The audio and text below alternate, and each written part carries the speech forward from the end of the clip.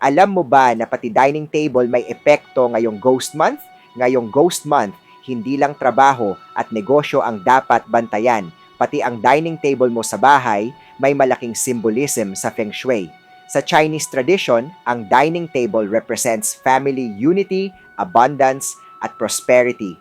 Kaya kung magulo o laging may clutter ang mesa, maaari itong maka-attract ng disharmony o pagkukulang sa blessings. Ngayong buwan, iwasan muna ang empty table.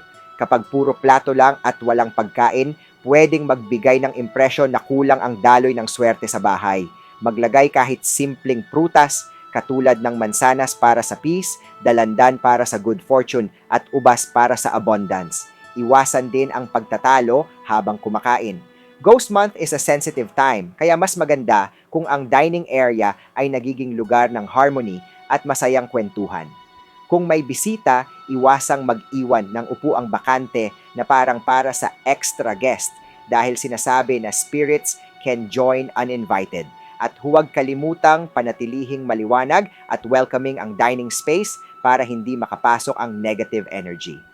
Hi, I'm Master Hans, the Philippines' most trusted celebrity Feng Shui expert. Invite Master Hans Kua to conduct Ghost Month ritual. Just message me at facebook.com Master Hans Kua or my number 0922-829-0382.